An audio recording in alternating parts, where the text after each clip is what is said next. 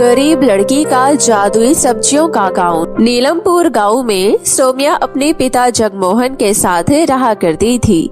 जगमोहन एक गरीब किसान था और वो दिन रात खेती करके अपने घर का गुजारा किया करता था और उसने बड़ी मेहनत से अपनी बेटी सोम्या को पाल पोस कर बड़ा किया था, क्योंकि सोम्या की माँ उसे बचपन में ही छोड़कर चली गई थी। जिसके बाद जगमोहन ने ही सोम्या का पालन पोषण किया था और समय के साथ सोम्या अब बड़ी हो जाती है और उसका गांव के ही एक बड़े कॉलेज में एडमिशन हो जाता है, जहां गांव के सभी अमीर बच्चे पढ़ने आया करते थे। तभी एक दिन सोम्या अपने पिता से कहती है, पिताजी, कॉलेज की फीस जमा करने का दिन आ गया है। मेरी क्लास के सभी बच्चों ने फीस जमा कर दी है, सिवाय मेरे।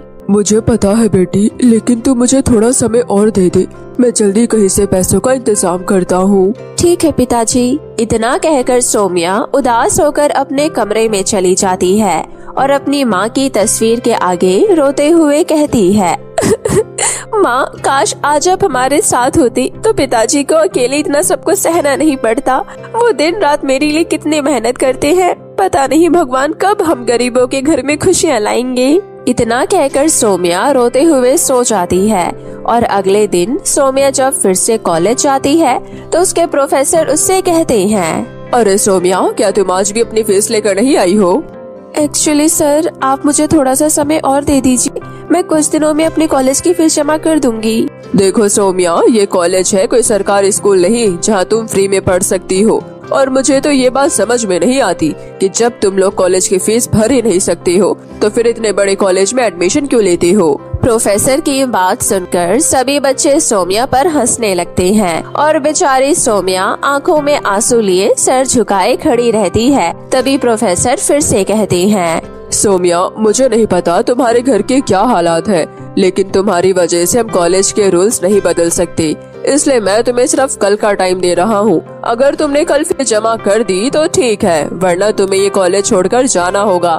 और एक बात और, परसों हमारे कॉलेज में एक बहुत बड़ा फैशन शो होने वाला है, जहाँ सभी स्टूडेंट फैंसी और डिजाइनर कपड़े पहनकर आएंगे और जिसके कपड़े सबसे ज्यादा यूनिक होंगे उस स्टूडेंट को कॉलेज की तरफ से स्कॉलरशिप दी जाएगी। और सोम्या, तुम अगर फिर जमा कर सको तभी आना। जी सर। प्रोफेसर की बात सुनकर सोम्या दुखी होकर अपनी सीट पर बैठ जाती है और कॉलेज खत्म होने के बाद वो रोते हुए घर जाने की बजाय अपने पिता के खेतों पर आ जाती है और रोते हुए कहती है, मैं कैसे पिताजी से ड्रेस खरीदने के लिए पैसे मांगू? वो तो पहले ही मेरी फीस को लेकर इतने ज्यादा परेशान है। ऐसे में मैं उन्हें ड्रेस के लिए बोलकर और ज्यादा परेशान नहीं करना चाहती, लेकिन मैं क्या करूं? मुझे तो कुछ समझ में नहीं आ रहा। सोम्या आंखों में आंसू लिए वहाँ खड़ी होती है। तभी जगमोहन वहाँ आता है और उससे कहता है, अरे सोम्या बेटी, तू यहाँ आज तो कॉलेज से सीधा यहाँ आ गई। हाँ पिताजी, वो आपसे ये कहने आई थी कि आप घर जाकर फटाफट से खाना खा लीजिए, जब तक मैं यहाँ खेत की देखरेख करती हूँ। अच्छा ठीक है बेटी। इतना कहकर जगमोहन वहाँ से चला जाता है, लेकिन जब सोम्या अपने पिता के नंगे पैरों और फटे हुए कुर्ते को देखती है तो उसकी आंखों में आंसू आ जाते हैं और वो कहती है, नहीं, मैं अपने पिताजी को और ज्यादा परेशान नहीं कर सकती हूँ। वो तो पहले ही मेरे लिए अपना सुख चैन कुर्बान कर चुके हैं। ऐसे में मैं उन्हें अपने खर्चों के बोझ तले और नहीं दबाना चाहती। हे भगवान, अब आप ही मुझे कोई रास्ता दिखाइए। इतना कहकर सोम्या अपने खेत में बैठे हुए रोने लगती है कि तभी उसे किसी औरत के करहाने की आवाज सुनाई देती है। अरे, ये आवाज कहाँ से आ रही है? लगता है कोई तकलीफ में है। इतना कहकर जब सोम्या अपने खेतों से बाहर निकलकर देखती है तो उसे एक पेड़ के पास एक बूढ़ी औरत बैठी दिखाई देती है। उसी समय सोम्या उस बूढ़ी औरत के पास जाती है और उससे कहती है, अरे अम्मा, क्या हुआ आपको? आप ऐसे यहाँ क्यों बैठी हो? बेटी, 2 दिनों से मैंने कुछ नहीं खाया, मुझे बहुत तेज भूख लगी है। भगवान के नाम पर कुछ खाने के लिए दे दो बेटी। इतना सुनकर सोम्या अपने आसपास देखती है और फिर अपने खेतों में से लाल लाल गाजर और ढेर सारी शलगम तोड़कर उस बूढ़ी औरत को दे देती है। और वो बूढ़ी औरत जैसे ही वो गाजर खाती है वैसे ही वो एक सुंदर सी देवी में बदल जाती है और कहती है, तुम्हारा बहुत बहुत शुक्रिया सोम्या, तुम्हें पता है तुम एक बहुत अच्छी लड़की हो और मुझे यहाँ तुम्हारी माँ ने तुम्हारी मदद करने के लिए भेजा है, इसलिए मैं तो बस तुम्हारी एक छोटी सी परीक्षा ले रही थी जिसमें तुम पूर्ण रूप से सफल हो गई हो। इसलिए बताओ तुम्हें मुझसे क्या मदद चाहिए? क्या माँ ने आपको सच में मेरी मदद करने के लिए भेजा है? हाँ बिल्कुल। इतना सुनकर सौम्या अपनी सारी परेशानी उस देवी को बता देती है, जिसके बाद वो देवी कहती है, बस इतनी सी बात, तुम चिंता मत करो सौम्या, मैं तुम्हारे लिए कुछ ऐसा करूँगी जिससे तुम्हारी और तुम्हारे पिताजी की सारी परेशानियां हमेशा के लिए मिट जाएगी। इतना कहकर वो देवी जैसे ही अपना हाथ उठाती है तो उसके हाथ से एक रोशनी निकलकर सौम्या के पूरे खेत पर फैल जाती है, जिसके बाद वो देवी कहती है, सौम्या आज से तुम्हारा ये खेत एक जादुई सब्जियों का खेत बन गया है और अब तुम अपने खेत पर जाकर उन सब्जियों से कुछ भी मांग सकती हो, वो तुम्हारी सारी इच्छाएं पूरी करेंगे। इतना कहकर वो देवी वहाँ से गायब हो जाती है और तभी सौम्या अपने खेत पर जाकर कहती है, हे जादुई सब्जियों के खेत, मुझे इस समय कुछ पैसों की जरूरत है, तो क्या तुम मुझे कुछ पैसे दे सकती हो? सौम्या के इतना कहते ही पूरे खेत में एक रोशनी सी उमड़ पड़ती है और जादुई शलगम और बैंगन के मुंह से ढेर सारे नोटों की गड्डियां निकलना शुरू हो जाती है और ये देखकर सौम्या बहुत ज्यादा खुश हो जाती है। और जब वो उन पैसों को लेकर अपने घर जाती है और अपने पिताजी को सारी बातों के बारे में बताती है, तो जगमोहन भी जादुई खेत की सब्जियों के बारे में सुनकर बहुत ज्यादा खुश हो जाता है और फिर सौम्या अगले दिन ही जाकर अपने कॉलेज की पूरी फीस भर देती है और उन पैसों से अपने लिए एक सुंदर सी ड्रेस खरीदती है। और जब अगले दिन वो उस ड्रेस को पहनकर फैशन शो में जा रही होती है, तभी रास्ते में एक गाड़ी वाला कीचड़ में से जोर से गाड़ी निकाल कर ले जाता है।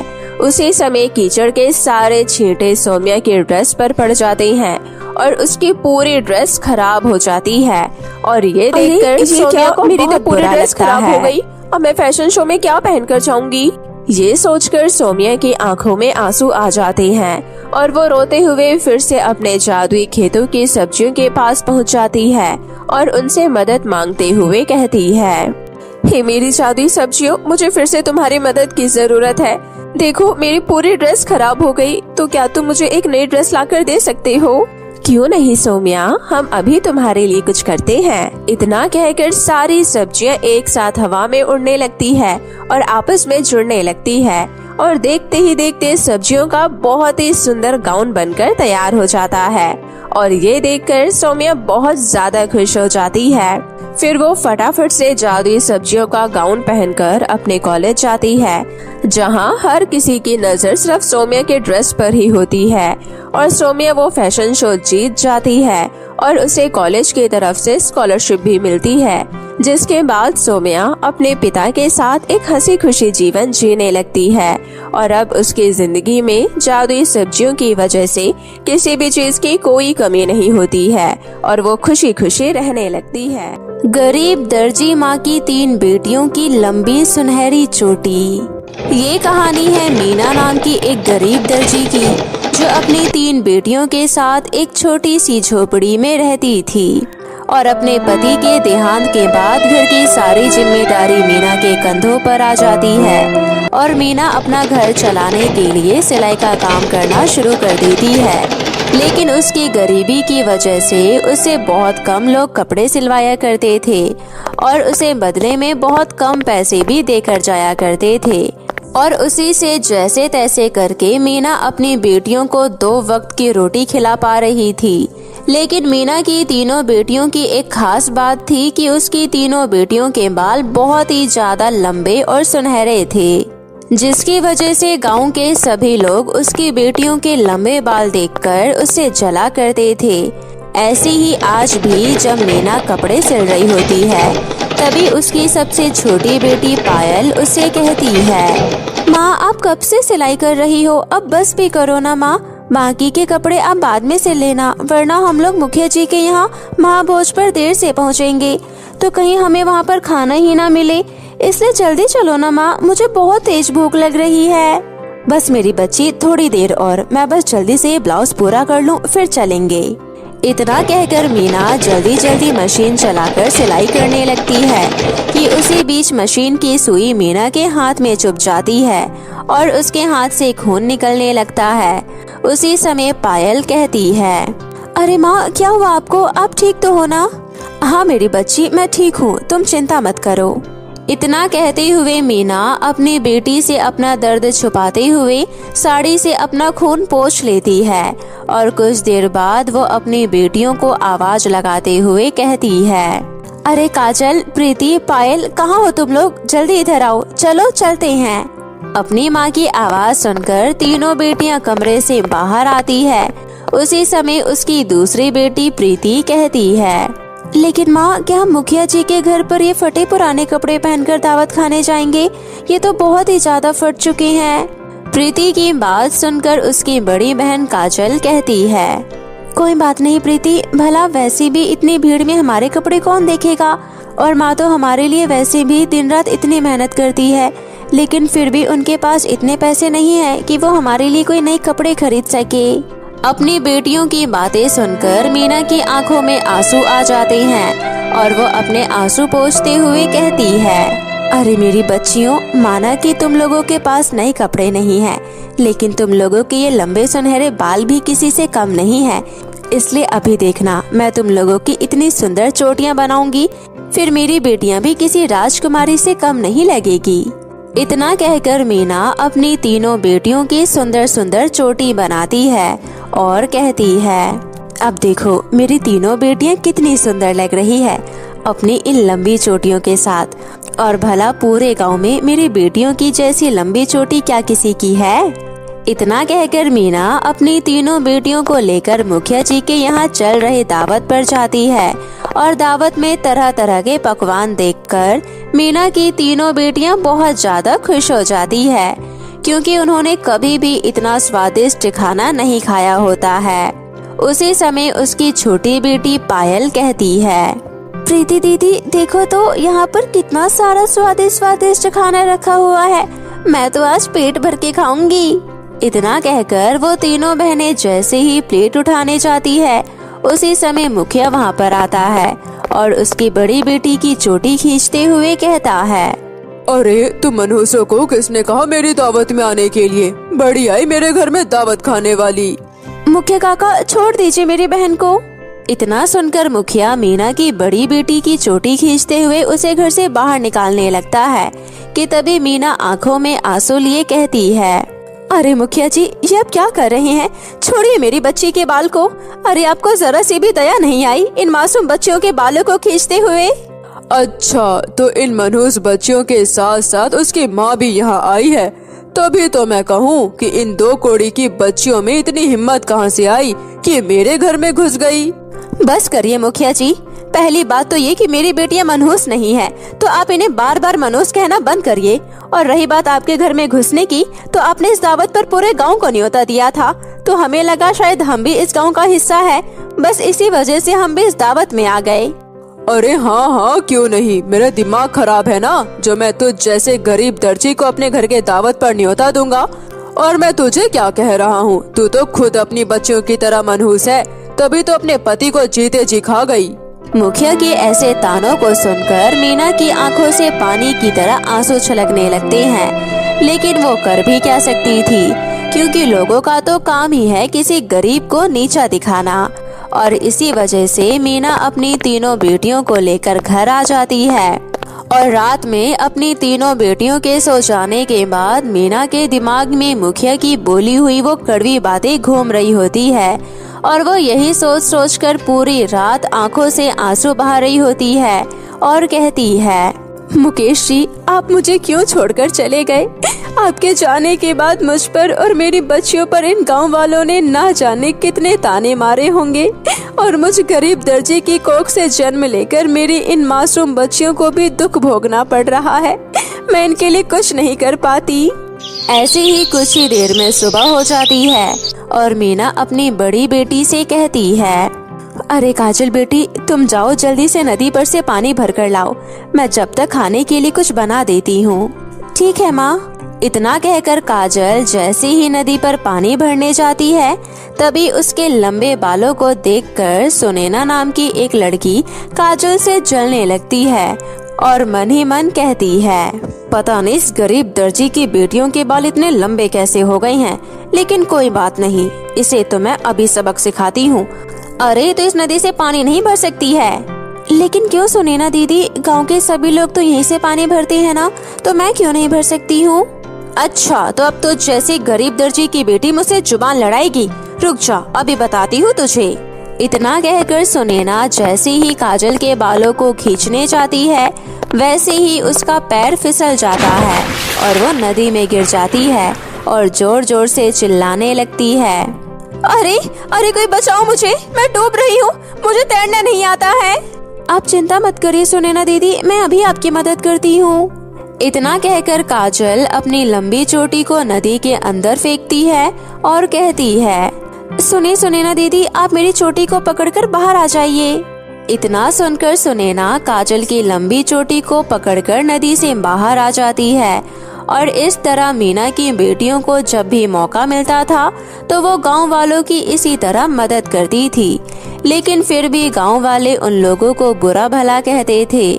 ऐसे ही एक दिन जब मीना कपड़े सिल रही होती है, तभी अचानक से उसकी मशीन चलते चलते खराब हो जाती है और वो कहती है, हे भगवान, ये क्या हो गया, अचानक से ये मशीन कैसे रुक गई, कहीं ये खराब तो नहीं हो गई। अरे इसी के सहारे तो मैं अपनी बेटियों को 2 वक्त की रोटी खिला पा रही थी, अब ऐसे में मैं क्या करूँगी। और इस तरह सिलाई मशीन खराब होने की वजह से मीना के घर के हालात दिन पर दिन और भी खराब होते जा रहे थे और अपनी गरीबी की वजह से वो अपनी बेटियों को पानी पिलाकर ही दिन काट रही होती है, लेकिन फिर भी गांव वालों को उन लोगों पर जरा भी तरस नहीं आता। तभी एक दिन उस गांव में एक अनाउंसमेंट होता है, सुनिए सुनिए, मेरी बात ध्यान से सुनिए। 2 दिन बाद इस गांव में एक कंपटीशन होने जा रहा है, जिसमें जिसके भी बाल सबसे ज्यादा लंबे होंगे वो ये कंपटीशन जीत जाएगा और जीतने वाले प्रतियोगिता को 10 लाख रुपए का इनाम दिया जाएगा। मीना की बेटियां ये अनाउंसमेंट सुनकर बहुत ज्यादा खुश हो जाती है और घर आकर अपनी माँ से कहती है, माँ आपने सुना, हमारे गांव में एक कंपटीशन होने वाला है जिसमें जीतने वाले प्रतियोगिता को 10 लाख रुपए इनाम दिया जाएगा। फिर तो माँ हम भी इस कंपटीशन में भाग ले सकते हैं और जीतने पर हमें जो पैसे मिलेंगे उससे हम आपके लिए एक नई सिलाई मशीन और एक सुंदर सा बुटीक खोलेंगे, फिर हमारे भी सारे दुख दूर हो जाएंगे। लेकिन दीदी, सिर्फ लंबे बाल होने से बात नहीं बनेगी, इसके लिए हमारे पास सुंदर कपड़े भी होने चाहिए। तुम उसकी चिंता मत करो मेरी बच्चियों, मैं बनाऊंगी तुम लोगों के लिए नए कपड़े। इतना कहकर मीना अपनी सिलाई मशीन को जैसे तैसे चलाकर बचे हुए कपड़ों को जोड़ जोड़ कर अपनी बेटियों के लिए नए कपड़े बनाती है और वही कपड़े पहनकर उसकी बेटियां कंपटीशन में पार्टिसिपेट करती है और अपनी लंबी चोटियों को लहराते हुए वो सभी का दिल जीत लेती है और ये कंपटीशन जीत जाती है और उन्हें 10 लाख रुपए का इनाम लेता देख गांव वालों को भी अपनी गलती का एहसास हो जाता है और उन लोगों की सोच भी मीना की बेटियों के प्रति बदलने लगती है और इस तरह मिले हुए पैसों की मदद से मीना अपना एक बड़ा सा बुटीक खोलती है और अपनी छोटी सी झोपड़ी को एक पक्के मकान में बदल लेती है, जिसके बाद उनकी जिंदगी में किसी तरह की कोई तकलीफ नहीं होती है और वो लोग अपनी माँ के साथ खुशी खुशी अपना जीवन व्यतीत करने लगते हैं। गरीब देवरानी ने बनाया 3 जेठानियों के लिए फूलों की साड़ी। एक गांव में सुशीला अपने 4 बेटों और 3 बहुओं के साथ रहा करती थी। सुशीला का परिवार जितना बड़ा था वो लोग उतने ही गरीब थे, क्योंकि सुशीला ने अकेले ही अपने 4 बेटों को पाल पोस कर बड़ा किया था और आज वही बेटे अपनी माँ के साथ मिलकर खेतों में काम किया करते थे और सुशीला ने अपनी गरीबी में भी जैसे तैसे करके अपने 3 बेटों की शादी कर दी थी और आज वो फिर से अपने छोटे बेटे नंदन की शादी करने जा रही थी, जिसके लिए उसकी 3 बहुएं कब से तैयार हो रही होती है कि उसी समय सुशीला आकर उनसे कहती है, अरे सुमन, अंजलि, पायल, तुम लोग अभी तक तैयार नहीं हुई? जी माँ जी, मैं तो कब से तैयार हूँ। अरे अंजलि और पायल बहू, तुम लोग भी जल्दी से तैयार हो जाओ, बारात कब से निकलने के लिए तैयार खड़ी है। ओहो माँ जी, आप इतना जल्दी क्यों मचा रही हैं? एक तो ये घर किसी भी तरह से शादी वाला घर नहीं लग रहा है और ऊपर से हमारी ये पुरानी साड़ियाँ। अरे कम से कम हमें हमारे देवर की शादी में एक नई साड़ी तो दिलवा देते, लेकिन नहीं, किसी ने हमारे बारे में सोचना जरूरी नहीं समझा। अंजलि, तुम ये माँ जी से किस तरह बात कर रही हो? अरे क्या तुम्हें खुद अपने घर की हालत नहीं पता है कि कैसे कैसे करके तो हम देवर जी की शादी कर रहे हैं और ऊपर से उसमें तुम्हें नई साड़ी भी चाहिए। बस करिए भाभी, मुझे आपका लेक्चर सुनने में जरा भी इंटरेस्ट नहीं है। अरे जो मैंने महसूस किया वो मैंने बोल दिया, तो इसमें इतना बखेड़ा खड़ा करने की क्या जरूरत है। सुशीला अपनी बहुओं की इस बहस को देखकर चिंता में पड़ जाती है कि कहीं उसके चौथी बहू के आ जाने से उसके घर की समस्या और भी ना बढ़ जाए।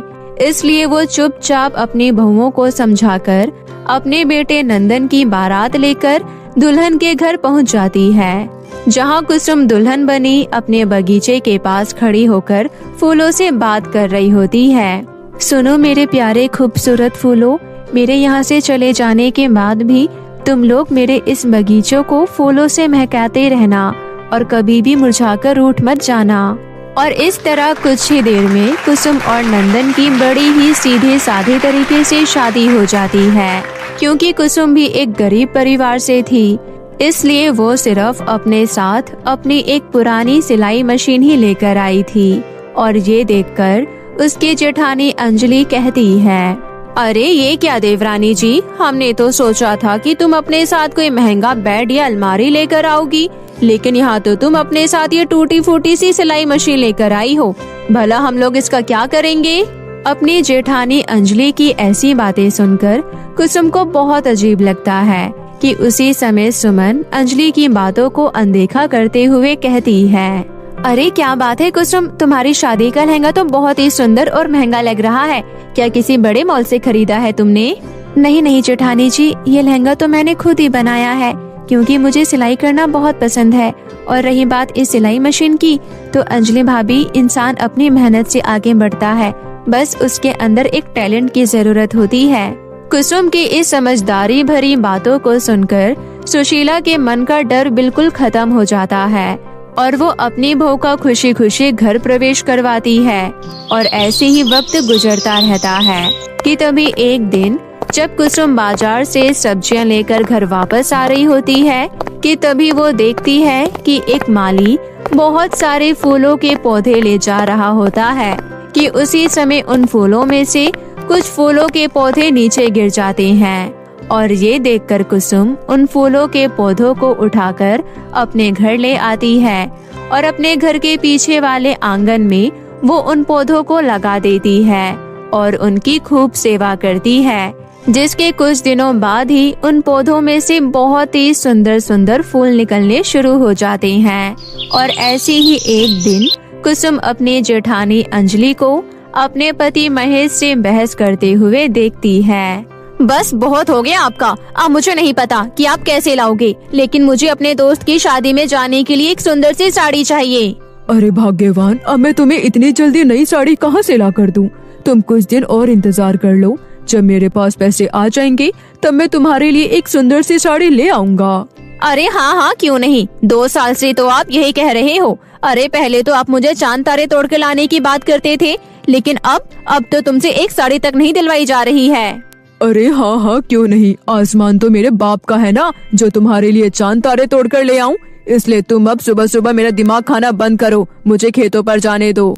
महेश की बातें सुनकर अंजलि को गुस्सा आ जाता है और वो गुस्से में जोर जोर से रोने लगती है। और ये सब देखकर कुसुम कहती है, हे भगवान, अब मैं भाभी को कैसे समझाऊं, पर मुझे उनके लिए भी थोड़ा बुरा लग रहा है।